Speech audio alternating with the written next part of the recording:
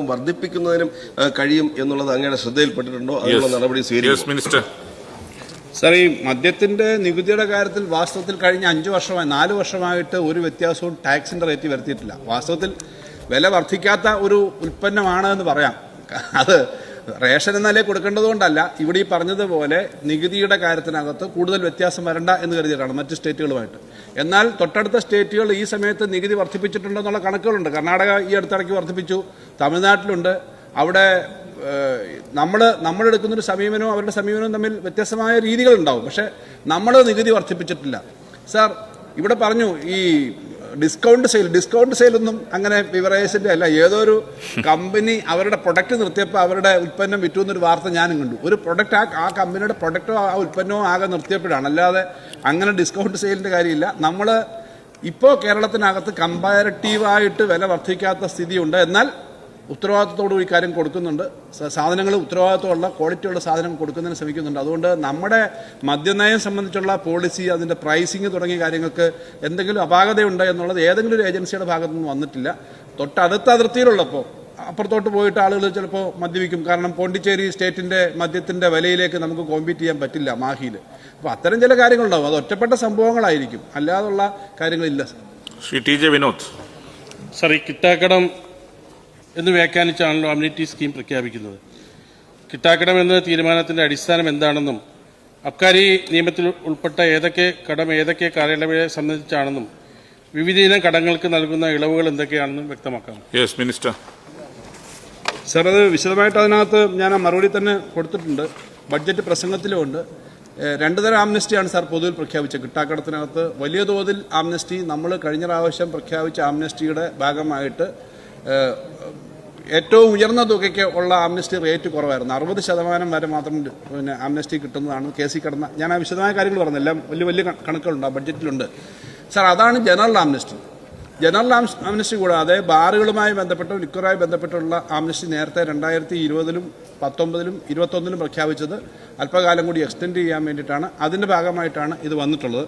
Sir, ഇത് നമുക്ക് ഈ ആംനസ്റ്റിയുടെ ഭാഗമായിട്ട് കിട്ടേണ്ട പണം പിരിച്ചു കിട്ടുക എന്നുള്ള പ്രധാനപ്പെട്ട കാര്യമാണ്. മറുവശത്തു കൂടി കർശനമായ നിലപാട് എടുക്കുന്നുണ്ട്. നമ്മൾ ആ ബാറുകളുടെ തന്നെ 36 ലൈസൻസാണ് സാർ ഇടയ്ക്ക് ക്യാൻസൽ ചെയ്തത്, അവർ പണം അടയ്ക്കാത്തതുകൊണ്ട്. അപ്പോൾ സാമന്താരം ഭേദം തരണമെന്ന നിലപാട് തന്നെയാണ്. ഇപ്പോൾ ഈ കേസുകളിൽ മിക്കവാറും എല്ലാം നമ്മൾ റവന്യൂ റിക്കവറിക്ക് കൊടുത്തിട്ടുണ്ട്. അതിൻ്റെ നടപടിക്രമം നടക്കുകയാണ്. ലൈസൻസ് ക്യാൻസൽ ചെയ്യുന്നു, റവന്യൂ റിക്കവറിക്ക് പോകുന്നു.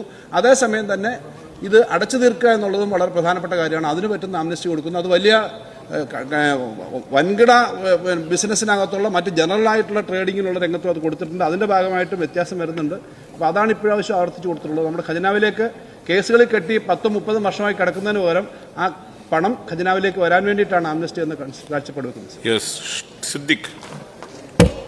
സർ, ബാറുകളിൽ നിർബന്ധിതമായി നടപ്പിലാക്കേണ്ട വാർഷിക ഇന്റലിജൻസ്, അത് ആ പരിശോധന 2017 മുതൽ നടപ്പിലാക്കാത്തത് കൊണ്ട് ബാറുകൾ വ്യാപകമായി നികുതി വെട്ടിക്കുന്നു എന്നുള്ളതൊരു ആക്ഷേപമുണ്ട്.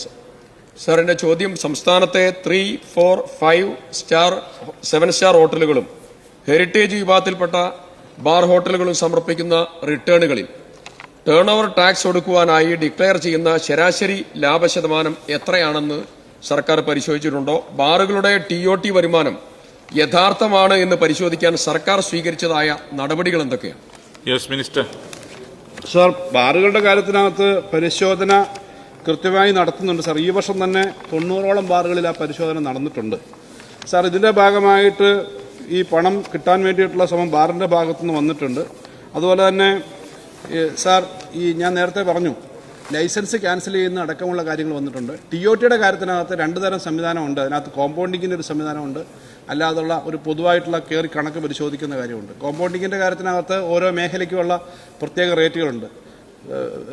പിന്നെ അർബൻ, മുനിസിപ്പാലിറ്റി, കോർപ്പറേഷൻ എന്നൊക്കെ നിലയിൽ. സാർ, അതിനകത്ത് ഈ ബാറിൻ്റെ കാര്യത്തിനകത്ത് ഈ നല്ലതുപോലെ ആ പരിശോധന നടന്നിട്ടുണ്ടെന്ന് മാത്രമല്ല, നമ്മുടെ പൊതു ഇന്റലിജൻസ് പ്രവർത്തനവും ഈ കാര്യത്തിലുണ്ട്. സാർ, നമ്മുടെ സംസ്ഥാനത്ത് നികുതി പിരിവിന് വകുപ്പ് പുനഃസംഘടിപ്പിച്ചു, ഓഡിറ്റ് വിഭാഗത്തിന് സൃഷ്ടിയുണ്ടായി, ഇന്റലിജൻസ് ശക്തമാക്കാൻ വേണ്ടി തീരുമാനമെടുത്തു, പ്രത്യേക അരിയർ റിക്കവറി സംവിധാനം. ഈ 4 കാര്യങ്ങൾ പൊതുവിൽ ഇതിനെല്ലാം ബാധിക്കുന്ന തരത്തിലേക്ക് വന്നിട്ടുണ്ട്. സാർ, അതിൻ്റെ ഭാഗമായിട്ട് 2021-22 വർഷം നമ്മുടെ ഇന്റലിജൻസ് പ്രവർത്തനം വഴി കണ്ടെത്തിയ തുക 78.60 ആണ്. തിരിച്ചടപ്പിച്ച തുക 47.8 സാധാരണഗതിയിൽ വരുന്നതിനപ്പുറമുള്ള ഇന്റലിജൻസ് ആണ് ഞാൻ പറയുന്നത്. സർ, 22-23 524.80 കോടി രൂപ നമ്മുടെ ഇന്റലിജൻസ് വിഭാഗം കണ്ടെത്തി. 445.39 കോടി രൂപ നമ്മൾ അടപ്പിച്ചു. 4 പേരെ അതിന്റെ ഭാഗമായിട്ട് അന്ന് അറസ്റ്റ് ചെയ്യേണ്ടി വന്നു. സർ, 23-24 1775.28 കോടി രൂപയാണ് ഇന്റലിജൻസ് വിഭാഗം കണ്ടെത്തിയത്. 1709.50 കോടി രൂപ അടപ്പിച്ചു. സർ, 5 പേരെ ആ വർഷം അറസ്റ്റ് ചെയ്തിട്ടുണ്ട്, പിന്നെ പ്രത്യേക നിയമം വെച്ചിട്ട് തന്നെ. സർ, 2024-25 ഫെബ്രുവരി വരെ 699.61 കോടി രൂപ നമ്മൾ കണ്ടെത്തിയിട്ടുണ്ട്. 445.47 കോടി രൂപ നമ്മൾ അടപ്പിച്ചു. 3 പേരെ ഈ വർഷം അറസ്റ്റ് ചെയ്തു. അങ്ങനെ ഈ കഴിഞ്ഞ 4 വർഷമായിട്ട് സാർ 3078.29 കോടി രൂപ ഇന്റലിജൻസ് വിഭാഗം കണ്ടെത്തുകയും 2648 കോടി രൂപ നമ്മുടെ ഖജനാവിലേക്ക് അടപ്പിക്കുകയും ചെയ്തിട്ടുണ്ട് സാർ. അപ്പൊ ഇങ്ങനെ ശക്തമായ നിലപാടുകൾ എടുത്തു തന്നെയാണ് സാർ ഈ മേഖലയിൽ പോകുന്നത്. ഓഡിറ്റിന്റെ ഭാഗമായിട്ട് നമ്മൾ കഴിഞ്ഞ വർഷമാണ് ഓഡിറ്റ് സമ്പ്രദായം തുടങ്ങിയത്. അതിന്റെ ഭാഗമായിട്ടും നമ്മൾ സാധാരണ വ്യത്യസ്തമായ നല്ലൊരു തുക കണ്ടെത്താനും അടപ്പിക്കാനും കഴിഞ്ഞു. പിന്നെ വിവിധ റെയ്ഡുകളും പരിശോധനകൾ നടക്കുന്നതിന്റെ വാർത്തകൾ ബഹുമാനപ്പെട്ട അംഗങ്ങളെല്ലാം കാണുന്നതാണ്. അതിനകത്തൊന്നും യാതൊരു വിട്ടുവീഴ്ചയില്ലാതെ 1 രൂപ പോലും സർക്കാരിന്റെയും ജനങ്ങളുടെയും വെട്ടിക്കാൻ ഒരാളെയും സമ്മതിക്കില്ല.